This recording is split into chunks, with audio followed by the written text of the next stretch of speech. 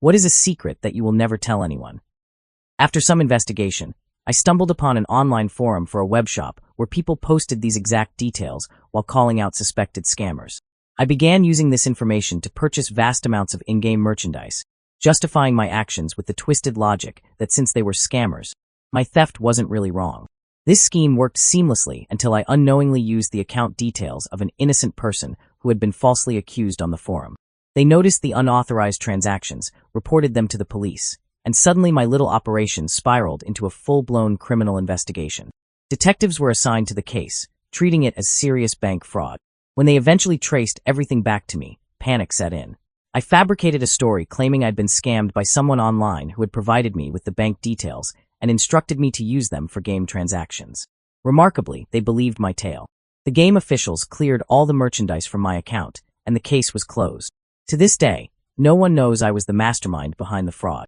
It's a secret I've carried through the years, only now confessing it anonymously. Story 26. At 10 or 11 years old, I attended a friend's birthday pool party. Among the 15 other boys present, most knew each other from school, but I felt like an outsider. The pool itself was magnificent, uniquely shaped with boulders, a rock water slide, and numerous hidden nooks perfect for hanging out. One boy, Chad, immediately commanded attention. He embodied every stereotype of the spoiled child, athletic, wealthy, good-looking, and insufferably arrogant. Though neither the party nor the house belonged to him, he assumed leadership, monopolizing all the toys and insisting on being first for everything. Somehow, the other kids seemed to worship him. During a chaotic game involving various balls, footballs, basketballs, beach balls, flying through the air, I noticed something crucial. Keeping your head up while in the middle of the pool was dangerous. When Chad positioned himself in the pool's center, I saw my opportunity. From my strategic position on a step near a boulder, which provided both cover and leverage, I mustered all my strength and launched a football at him from about 10 to 15 feet away. I didn't actually expect to hit him, but I did, right in the side of his face. In the chaos, no one saw me throw it or could determine the ball's trajectory. People simply shrugged it off as an accident. Chad wailed and cried, while everyone echoed, "I don't know who threw it. It could have been anyone." Within 30 minutes, he had recovered and returned to his usual self, but I noticed he no longer intimidated me. I've encountered him occasionally in our hometown since then. He's still somewhat of a jerk, but appears content with his life. Meanwhile, my world has expanded far beyond his, and I take quiet satisfaction in how our paths have diverged. That moment in the pool, let's just say it felt like a small but sweet victory. Story 27. Years ago, I was a heavy drinker, problematically so. Christmas has always been a major celebration in my family, drawing relatives from across the country to gather at my parents' house. Ironically, addiction and alcoholism run rampant through our family tree. On Christmas Eve, I visited a CVS drive-thru to pick up some medication. After dropping off my prescription, I decided to kill time at my regular bar while waiting for it to be filled. Before long, they called to say my medication was ready. I picked it up, but since I had time to spare, I returned to the bar for more drinks. It being Christmas Eve, everyone was buying rounds of shots, and I drank heavily, too heavily. When I finally decided to leave, I knew I was thoroughly intoxicated. At the time, I had a dangerous habit of taking Adderall to sober up when I needed to keep going. As a bartender then, I instinctively popped a pill and started driving home.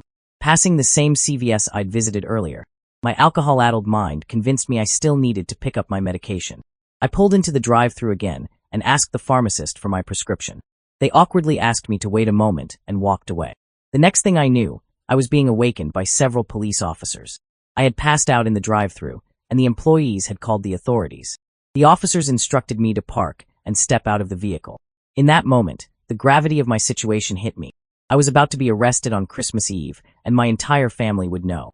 The shame of disappointing my mother overwhelmed me as 11 officers surrounded me during the sobriety test. I reeked of alcohol and expected arrest. After I completed the test, the officers huddled together for discussion. Finally, the lead officer returned and said, "You don't seem too drunk, but I can smell alcohol on you.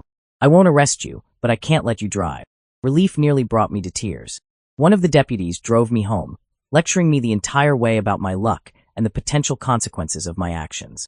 I've never shared this story, but it stands as one of the worst things I've ever done and escaped punishment for. It serves as a painful reminder of who I used to be. This happened over a decade ago, and I've since gotten help. I'm grateful to have turned my life around. Story 28. I come from a large family in a predominantly Islamic country where Christians face not only segregation but also physical marking, reminiscent of the Holocaust. My parents converted to Christianity after my birth, and our lives transformed into a nightmare. Our Islamic relatives immediately shunned my parents. When I was 5, my grandmother arranged to sell me to the Brotherhood while my mother was at work.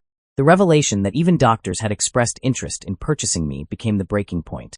We had to abandon everything and flee the country.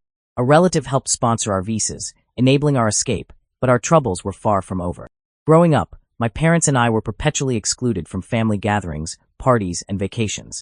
While my extended family forged bonds and created memories together, I stood on the periphery, watching from a distance. To compound matters, my father, a sociopath, became a leader in another religious community. He preached values he didn't practice, fueling my growing resentment toward religion. I've never shared this story with anyone due to the prevalent ignorance and judgment surrounding anti-Islamic sentiment. People fail to realize that many girls wearing hijabs do so without choice. Behind every child forced to cover their hair stands a set of parents threatening divine rejection if they don't comply. I've grown to despise all religions, particularly Islam. Religion doesn't unite people. It creates division, imposes rules that strip away humanity, and fills people with fear under the guise of morality. It promises rewards like 72 virgins and a place beside God, but in reality, it only enslaves people with false guidelines, robbing them of their power. Story 29. Years ago, I worked as a field technician in IT support. One day, I called ahead to my next appointment, about 20 minutes away, to inform my contact I'd be arriving soon to upgrade some equipment. She mentioned needing to visit another office, but assured me she'd leave the door unlocked, as someone was expected to collect a package. Upon arrival, I found the office empty as planned and began swapping out the old equipment for new. Just as I was preparing to leave, nature called with unprecedented urgency. I rushed to the bathroom and attended to business, but upon flushing, horror unfolded before my eyes. The toilet began backing up, with an unholy mixture of waste and toilet paper bubbling over the rim and flooding the floor. The stench was overwhelming, and it wasn't just my contribution. It seemed the septic tank was experiencing a catastrophic failure. Panic-stricken and unsure what to do, I made the cowardly decision to return the old equipment to its original state and flee. I called my contact, fabricating a story about being delayed at my previous appointment and needing to reschedule for the following week. When I returned 7 days later, the office was undergoing renovations. Casually inquiring about what had happened, she explained that the person who came to collect the package had apparently clogged the toilet, causing it to overflow. She mentioned that he vehemently denied using the bathroom. If you're reading this, package guy, I'm truly sorry. Life hadn't prepared me for that moment, and you became the unwitting scapegoat for my bathroom disaster. Story 30. When I was between 10 and 12 years old, I contracted Ross River fever and was bedridden for about a month.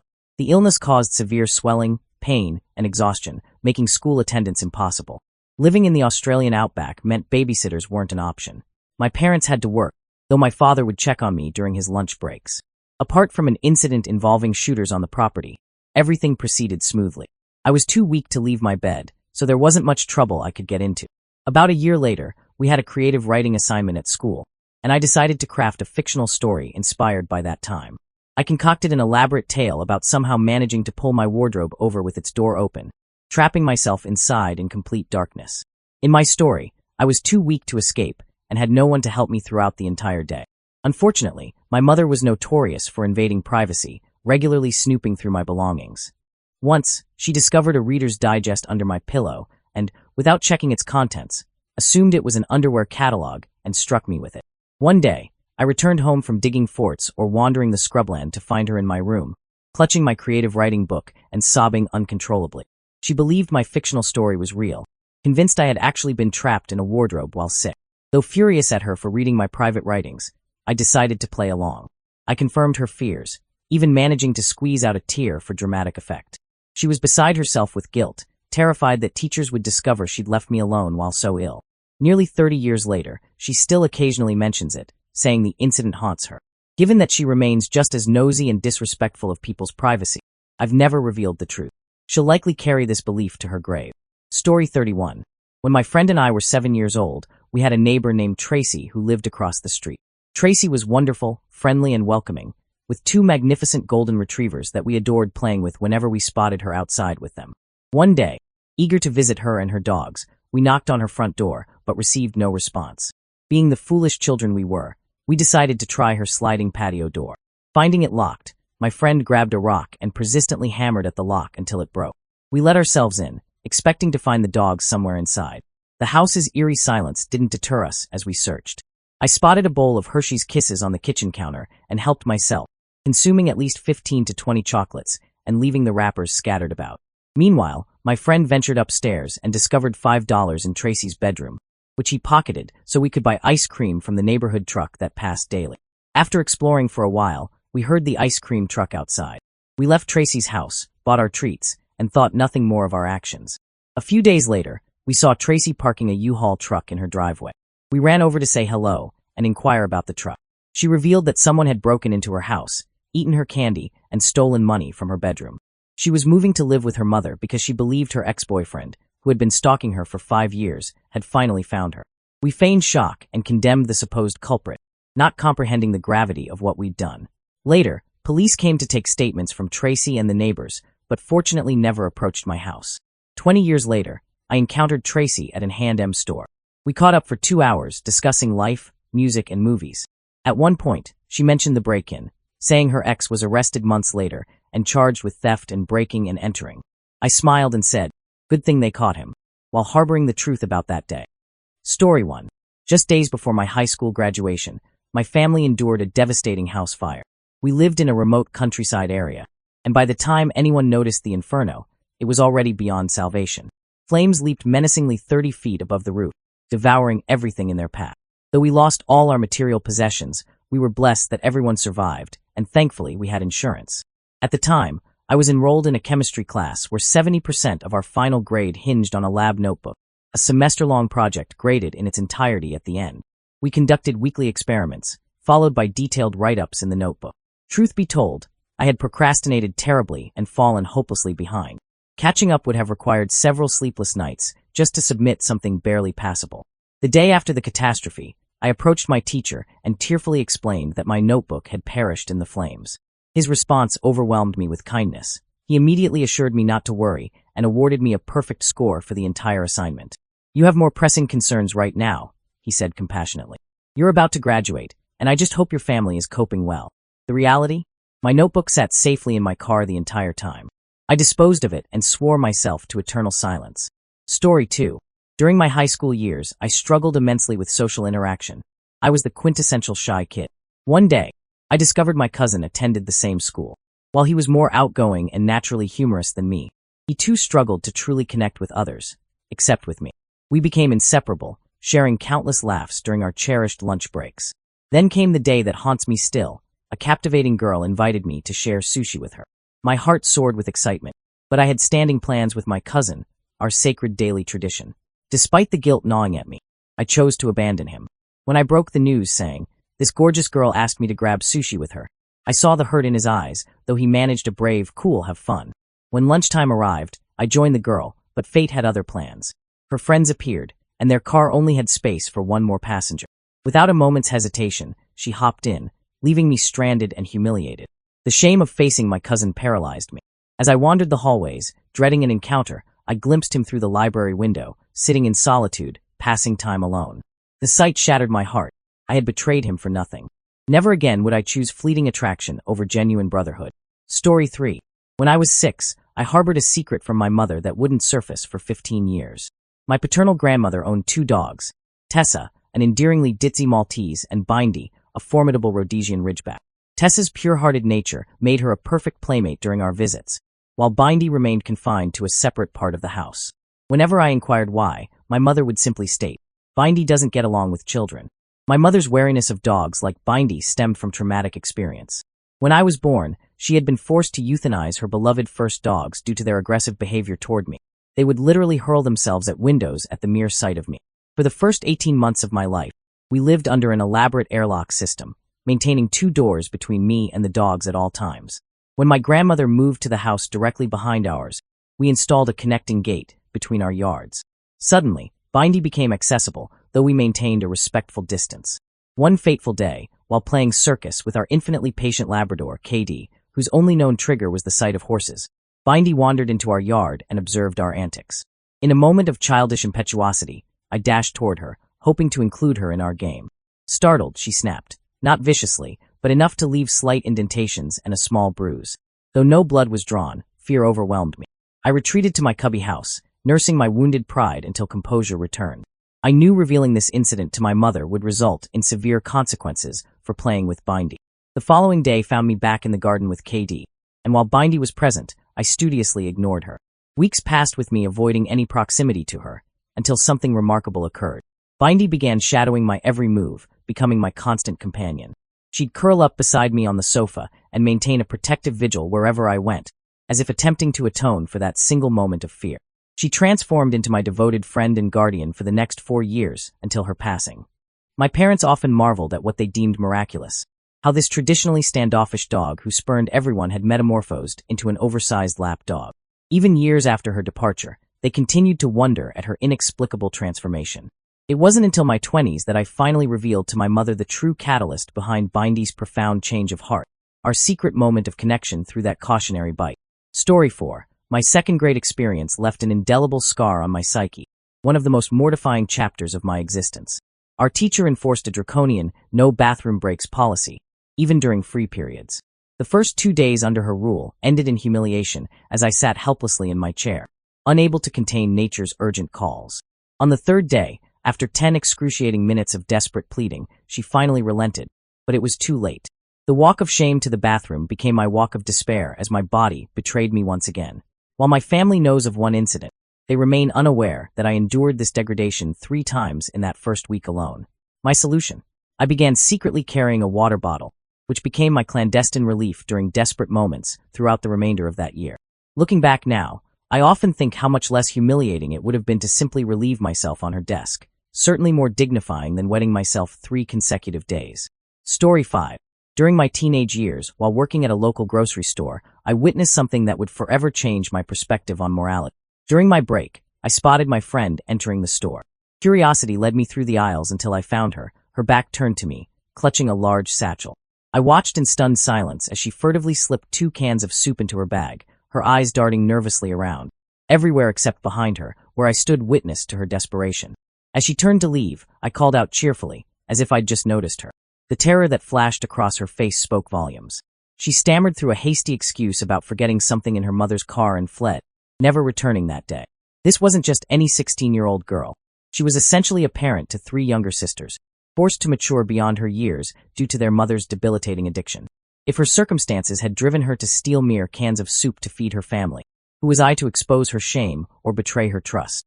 Story 6. A decade ago, during my teenage years, my father, who worked in the video game industry, gifted me a state-of-the-art gaming laptop worth $3,000. Though he didn't need it himself, he issued one crystal-clear warning. Given my notorious clumsiness, no drinks were to come near the precious machine. One fateful night, I committed the cardinal sin, bringing a massive bowl of cereal to my desk. Setting it precariously close to the laptop, I left briefly to fetch a spoon. Upon my return, wrapped in a cozy blanket, disaster struck. As I settled into my chair, the blanket caught the bowl, creating a catastrophic milk tsunami that engulfed the open laptop. Panic seized me. I frantically powered down the device, desperately attempted to clean it, then retreated to bed, my heart heavy with dread. The next morning, as expected, the laptop refused to spring to life. When my father inquired about its sudden demise, I fabricated a story about it working perfectly the previous night. Years later, I finally mustered the courage to confess my transgression. To my astonishment, he had remained completely oblivious to the true cause of the laptop's demise. Rather than anger, he responded with laughter, particularly amused that the story had gained viral attention online. Sharing the truth with him lifted an enormous burden from my conscience, and I'm grateful to have finally owned up to my teenage folly. Story 7. At the tender age of 8, I witnessed something that would haunt me forever. We had pet mice, and one of our females had recently given birth. To my horror, she began consuming her own offspring. Devastated and confused by this act of apparent maternal cannibalism, I rushed to inform my stepfather, seeking comfort and explanation. His response was nothing short of monstrous. Instead of offering consolation, he dragged me to the kitchen sink, filled it with water, and despite my desperate struggles and tears, forced my hand to hold the mother mouse beneath the surface until she stopped moving. My sobs echoed through the house as I helplessly watched life leave her body. But the nightmare wasn't over. With cold calculation, he then took the surviving baby mice and fed them to his Oscar fish, forcing me to witness their gruesome fate. Too young to fully comprehend the magnitude of this cruelty, I knew instinctively that something was terribly wrong. My stepfather proved to be a deeply disturbed, abusive individual, a fact that became tragically clear when he later beat my mother so severely she barely survived. Though she eventually escaped his tyranny, the weight of that day at the sink still crushes my soul. Even now, knowing I was just a child forced into an unthinkable act, the shame and pain remain my constant companions. Story 8. My morning walks with my dog along a secluded dirt road became my sanctuary from the chaos of daily life. This path, running parallel to several backyards and shrouded by a canopy of trees, felt like a private nature retreat, my escape from the world's constant noise and demands. One seemingly ordinary morning, however, became extraordinary when I stumbled upon an intimate scene involving two of my neighbors, both married, but not to each other. They were so consumed by their passionate embrace, clearly about to take things further, that they remained oblivious to my approach until my dog's sudden bark shattered their private moment. Time seemed to freeze as we stood there, locked in a triangle of shocked silence. Then, without uttering a word, they bolted toward their respective backyards like startled deer. Though I knew both of them, we weren't close, and I had little connection to their spouses. I chose to keep their secret, burying it deep within my conscience. Neither of them ever acknowledged that morning's encounter, and I've maintained my silence. To this day, I wonder whether I witnessed a one-time indiscretion or glimpsed a fragment of a longer-running affair. Whatever the truth, I never saw anything like it again on my morning walks. Story 9. Last Christmas exposed a painful reality I've shared with only one person, my girlfriend. My mother, my sole family member, had prepared an elaborate holiday feast. However, as the day progressed, she descended into an alcohol-induced haze, her intoxication reaching dangerous levels before I, at merely 17, fully grasped the severity of the situation. The situation deteriorated rapidly. Her attempt to carve pork from my plate became an impossible task as her coordination failed her. 20 minutes later, disaster struck. She attempted to remove the roast from the oven, only to drop it. Scalding oil splattered across the kitchen floor, creating a treacherous surface. As she clumsily attempted to salvage the fallen feast, she slipped in the oil and struck her head against the floor. Though she remained conscious, confusion clouded her eyes. I found myself cleaning food from the floor, wiping oil from her body, and half carrying her to bed. The rest of my Christmas Eve was spent meticulously cleaning the kitchen, trying to erase all evidence of the incident. Once everything was restored to order, I drove aimlessly through our town, searching for any open restaurant on Christmas, but found only locked doors and darkened windows. That night, I went to bed with an empty stomach and a heavier heart. To this day, only my girlfriend knows the full extent of that holiday's heartbreak. Story 10. Some experiences leave an indelible mark on our psyche, haunting memories that no amount of discussion could ever truly resolve. Mine occurred during a visit to my mother's hometown in Mexico with her and my younger sister, shortly after the infamous Durango crash. The combination of flight anxiety and jet lag kept me wide awake in the unfamiliar darkness of my great-uncle's house, where I lay on a futon while my mother and sister shared the nearby bed. In the dead of night, a gunshot pierced the silence. Living in a dangerous neighborhood back home had somewhat desensitized me to such sounds, so I initially dismissed it. Then 2 more shots rang out, much closer this time. I rationalized it as perhaps a drunk reveler. It was wedding season after all, or maybe my exhausted mind playing tricks. Since no one else stirred, I remained silent, trying to will myself back to sleep. The next morning, my mother asked if I'd been awake during the night. When I mentioned hearing gunshots, her face drained of color. She revealed that the neighbor 2 houses down had murdered his wife with a shotgun. The entire town knew, and he was quickly apprehended. When I inquired about other casualties, she insisted it was only the wife. But here's what haunts me still. That first shot I heard, it wasn't like the others. It was sharper, more characteristic of a handgun than a shotgun. Who fired that first shot? Did the wife attempt to defend herself? Was it merely a coincidence, a drunk person as I'd initially assumed? Or did someone else meet their end that night, their fate unknown to the town?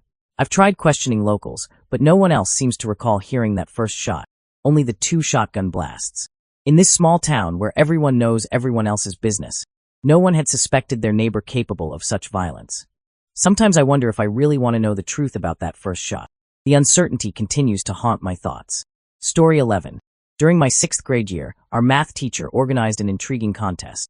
Teams of 2 had a week to guess the number of jelly beans contained in a large jar. The winning duo would claim the entire sweet bounty. My classmates became obsessed, meticulously counting individual beans before class and circling the container like amateur detectives. Then came the teacher's fatal mistake. She inadvertently mentioned that the correct number was written on a slip of paper beneath the jar's screw-on lid. This casual revelation sparked a devious plan in my young mind. I approached a classmate named Nate with a proposition. I'd share my portion of the jelly beans if he assisted me. The scheme was elegantly simple.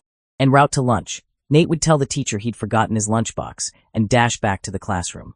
During this brief window, he'd unscrew the lid, check the number, and complete a guess form with my partner's name and mine. I specifically cautioned him against guessing the exact number.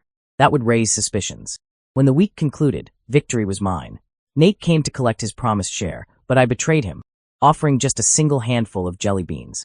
His fury was palpable as he protested the unfairness, but I coldly dismissed him with a shrug that seemed to say, "What can you possibly do about it?" I proceeded to devour all 300 jelly beans over the next 3 days. I know I sound like a villain, but I swear I'm not as ruthless as my 6th grade self. Sugar simply held an irresistible power over me. I once shared this tale with my wife, and I noticed a subtle shift in how she perceives me, as if glimpsing a shadow of that calculating child I once was. Story 12. As a gay man, I once forged a connection with an older gentleman online that would lead to an uncomfortable revelation. We clicked instantly, sharing games, conversations, and even FaceTime calls. I believed we were simply cultivating a friendship until he confessed that my apparent sexuality had initially drawn him to reach out. His intuition wasn't wrong. After several dates and a few intimate encounters, my parents extended an invitation to a family gathering to meet distant relatives. Though reluctant, my cousin convinced me it might be entertaining. Surrounded by unfamiliar faces at the event, my grandfather's extensive family includes 11 sisters and 2 brothers. I suddenly locked eyes with someone familiar, my internet friend. We performed an awkward dance of pretending to meet for the first time while discreetly trying to untangle our family connection. The truth emerged like a slow-motion car crash. He was my grandfather's sister's son, my first cousin once removed. But the revelations didn't end there. He was married with 3 children, having presented himself to me as single. In the aftermath of this unsettling discovery, we distanced ourselves, though we occasionally still connect for gaming sessions on Steam. I've never shared this story. Who would want to hear about my intimate encounter with a married first cousin once removed? It's a secret I'll carry to my grave. Story 13. From 4th grade through my senior year of high school, one of my closest friends harbored a dark secret. He was a compulsive liar. I cherished him like a brother. We were inseparable, and he possessed an extraordinary ability to make me forget my troubles whenever we spent time together. He was genuinely kind-hearted, but the lies began early, and I still remember the first deception. He claimed authorship of a song and performed it for me. I instantly recognized the tune, but chose not to confront him, assuming it was merely a joke. As time progressed, the fabrications grew more elaborate. By high school, he was weaving intricate falsehoods about everything: his family, his employment, his social life, and his activities when declining my invitations to hang out. For a while, I feared he simply didn't enjoy my company anymore. After graduation, we lost touch until one fateful day when he spotted me jogging and pulled over in his car. Despite years of silence between us, we engaged in roadside conversation where he expressed missing me and suggested reconnecting. I followed through, messaging him a few days later, but received no response. His life seemed to spiral into chaos afterward. Conflicts with his parents escalated until they expelled him from their home. In 2013, he found temporary refuge with another friend's family, but they too eventually asked him to leave. He ended up living out of his car. One night, he reached out, requesting to crash at my place for a few days. I declined, though I could have easily accommodated him. By then, years of deception had eroded our friendship beyond recognition. He no longer felt like my best friend, or any kind of friend at all. After that night, our paths never crossed again. The memory of our friendship, though tainted by lies, still carries the bittersweet weight of what could have been. Story 14. At the tender age of 5 or 6, a seemingly trivial incident sparked a chain of events that would forever alter my family's dynamics. I had gotten into trouble for uttering a silly word, and my mother issued a stern warning. If I repeated it, she'd wash my mouth out with soap. With childish defiance, I promptly said it again. True to her word, she marched me to the kitchen, perched me on the counter, and forced a bar of soap between my lips. The bitter taste seemed endless as I sat there, time stretching into infinity. When my father discovered this punishment, his rage erupted like a volcano. A massive argument ensued, culminating in a horrifying moment. My father pinning my mother to the sofa by her throat before whisking me away from the house. We spent the entire day driving aimlessly, while my young mind struggled to process how my world had shattered so completely. Though I couldn't fully grasp the situation, I knew instinctively that nothing would ever be the same. Upon our return that evening, chaos greeted us. Bags were packed, and my mother had destroyed a prized 1980s glass-encased radio and vinyl player. Blood stained the scene, a visceral testament to the violence of her despair. My memory fades to darkness after that point, but the impact of that day reverberates through my life even now. It's the root of my attachment issues and fear of abandonment. It explains why I struggle to trust, why I emotionally withdraw at the first hint of discord, why I fiercely guard my independence. Years of experience have taught me that depending on others only leads to disappointment. This childhood trauma has left such deep scars that I question whether I'll ever experience a truly fulfilling relationship. Any potential partner would need to understand and accept these deeply embedded issues, and honestly, I wonder if anyone would willingly shoulder that burden. Story 15. My tenure at an adult foster care group home stands as one of the most challenging chapters of my life. One particular coworker routinely arrived for her shifts under the influence of drugs, and her behavior gradually escalated into outright abuse of the residents. Despite my repeated reports to management, my concerns fell on deaf ears. Finally, driven to action by their indifference, I took matters into my own hands. I began making anonymous reports to Child Protective Services, CPS, Adult Protective Services, APS, and reached out to various rights organizations, desperately trying to alert anyone who might intervene. Someone had to advocate for these vulnerable individuals, even if those charged with their care wouldn't. My claims were dismissed until tragedy struck. One of the residents was sexually assaulted. Suddenly, everyone wanted to identify the anonymous whistleblower who had been sounding the alarm all along. They suggested this prescient individual should step forward, given how right they had been. I maintained my silence, though I felt vindicated when the entire staff, including management, faced investigation and ultimate termination. Yet the experience still haunts me. I worked exhausting 100-hour weeks just to ensure the residents weren't being mistreated during my watch, but I'm tormented by the feeling that I should have done more. Some days, the guilt becomes so overwhelming that I lose my appetite for weeks at a time. I'll never understand why people seek employment in group homes if they lack genuine compassion for the residents. No one forced them to take these positions. It's not rocket science to simply treat vulnerable human beings with basic dignity and respect. Story 16. The year was 1969, and I was 11 years old. My designated bedtime was 9 p.m., but at 9:30, the phone's shrill ring pierced the quiet night. I picked up the extension near my bedroom and heard my mother's best friend, Charlotte, in absolute hysterics. Her ex-husband, Jack, had a rifle trained on her, his threats of murder echoing through the receiver. Terror gripped me, but what terrified me even more was realizing my mother intended to drive to Charlotte's house to intervene. In that era, police refused to respond to domestic disputes, leaving my mother feeling she had no alternative. Without her knowledge, I pulled on some shorts and silently slipped into the back seat of her car, lying flat on the floor. When we arrived, the scene was horrifying. Charlotte stood outside in nothing but her undergarments, blood trickling from her nose and ear, while Jack menaced her with the rifle. My mother emerged from the car and began talking to him. For over 30 minutes, she maintained a calm but firm dialogue until he finally surrendered the weapon to her. After helping Charlotte into the front seat, my mother drove us to the police station.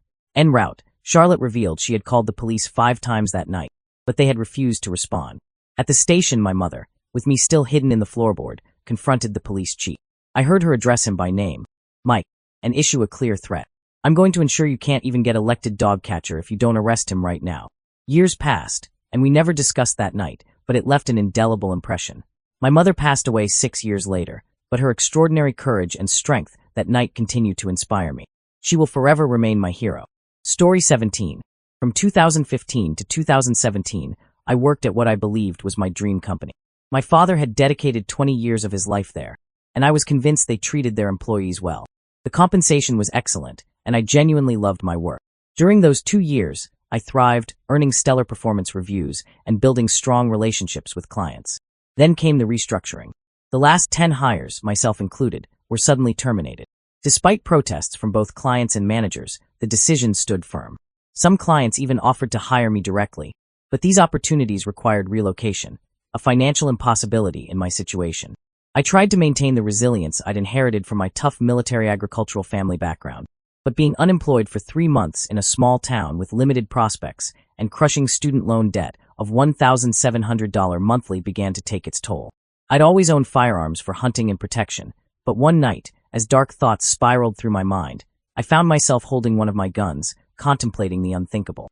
When I checked the chamber, a moment of clarity struck me like lightning. I set the gun down and wept myself to sleep, a moment of vulnerability that felt particularly foreign to my 6 feet 7 inches, 300-pound frame. The next morning, I gathered all my weapons, guns, ammunition, bows, arrows, knives, and handed them to my father with a simple request. Please lock these away. I'll ask for them back someday. He asked no questions, simply agreed. Deep down, I suspect he understood the unspoken truth, though he never mentioned it. A week later, fate intervened when I reconnected with the woman who would become my wife. She encouraged me to return to church, where I discovered renewed strength and purpose. For months later, I secured temporary employment, which led to another position, and eventually to a full-time role in my current career. About a year ago, just before my wedding and moving out, I reclaimed my weapons. My father returned them without a word about that night years ago. No one knows how close I came to making an irreversible decision that night, except possibly my father. The memory of that low point still haunts me, but it also reminds me of my resilience and how far I've come. Story 18. During my time living on an American military base in Germany, I developed a risky habit. I would sneak into the tiny convenience store to furtively read adult magazines, carefully opening them on the shelves while pretending to browse innocent items. My contingency plan was simple. If caught, I would accidentally drop the magazine and act as if I were reaching for something else entirely. One day, my plan spectacularly backfired. The store clerk caught me in the act and, rather than anger, expressed exasperation about the hassle of returning magazines with damaged plastic packaging. But this wasn't my only transgression in that store. I also attempted to pilfer Pokémon cards using a similar technique, opening packs on the shelf and pocketing the cards. My luck ran out when a random serviceman caught me red-handed. His stern warning, "Cut that stuff out before I send you to jail, son," struck such terror into my 11-year-old heart that I nearly soiled myself. After that sobering encounter, I kept my hands strictly to myself, at least on base property. The memory of that soldier's warning still sends a shiver down my spine. Story 19. In high school, I noticed a girl who seemed perpetually alone and decided to extend friendship. I went above and beyond, buying her lunches, sharing my clothes, even arranging pizza delivery to her family's home one evening. When I learned she'd never attended a school dance, I resolved to make her first experience special. I spared no expense, purchasing her a dress. When she expressed dissatisfaction with it, I offered my favorite dress and shoes instead, settling for wearing the rejected dress myself. I arranged dinner and dessert, bought a corsage, and meticulously planned every detail to ensure perfection. However, the moment we arrived at the dance, she vanished. My texts went unanswered, and finding myself alone with no other friends present, I left early while she stayed behind. When I later requested the return of my dress and shoes, she avoided school for weeks. Upon finally returning, she claimed my dress was torn and one shoe's heel broken. Though upset, I tried to move past it, until she stole $80 from my bag, money that wasn't even mine but meant for a club fundraiser. The school's refusal to address the theft pushed me over the edge. I orchestrated my revenge through her boyfriend, who regularly flirted with me. I convinced him to give me cocaine for free, which I planted in her gym bag before reporting her to campus security for the reward money. I expected she'd face the usual consequence, a week at boot camp, but fate had other plans. It turned out she'd been lying about her age. At 21 and already on probation, she ended up in prison. Part of me feels guilty for destroying her life, though I'd only intended minor retribution. Yet another part argues she brought this fate upon herself through her own actions. Story 20. My father once shared a tale from his youth that I swore never to repeat. Perhaps one of the most bizarre and unsettling stories I've ever heard. When he was around 20, he encountered some eccentric Argentine hippies who taught him the art of brewing mushroom tea, a recipe I now possess. After their departure, my father's curiosity led him to experiment with the recipe, not for consumption, but out of fascination with the chemistry involved. His efforts yielded a mysterious black liquid, which he stored in an empty Coca-Cola bottle. That same day, fate intervened when he received an invitation to a Festa Junina, a traditional Brazilian country-themed celebration. He brought the bottle along and, for reasons he could never fully explain, poured its entire contents into a large cauldron of Quento, a mulled wine drink, when no one was watching. What followed was absolute chaos. People began experiencing intense panic attacks, vivid hallucinations, and convinced themselves they were dying. Each time one person would finally calm down, another would start screaming or behaving erratically. My father watched in horror as the entire party descended into madness, the full weight of his actions dawning on him. He never confessed to anyone, maintaining his silence as he witnessed the scene he had created. To this day, the thought of that story haunts me. The sheer insanity of such an event occurring, and knowing my father was responsible, feels both surreal and deeply disturbing. Story 21. I carry a deep-seated conviction that homelessness awaits in my future. While such fears aren't uncommon among those battling severe mental illness like myself, this isn't mere anxiety. It's an all-consuming certainty that colors my every thought. I spend countless hours lost in vivid scenarios, meticulously planning for this seemingly inevitable fate. My mind constantly maps out survival strategies, where to find safe sleeping spots, reliable food sources, and facilities for basic hygiene. During my urban wanderings, I unconsciously catalog potential shelter locations, Mental noting the locations of food banks, shelters, and public facilities where I might one day clean myself or wash clothes. I've even plotted potential routes to warmer states for winter survival. This preoccupation has consumed me for over a decade, infiltrating my daily thoughts. 2 people from my childhood succumbed to long-term homelessness due to substance abuse and mental health struggles. Watching them slip through society's cracks has only reinforced my fears. Logically, I recognize that I have a loving partner and devoted friends who would never allow me to end up on the streets. Yet a part of me remains absolutely certain this fate awaits me. At its core, this belief stems from anxiety and an acute awareness of life's fragility. While most people subconsciously believe certain tragedies can't happen to them, I lack this protective illusion.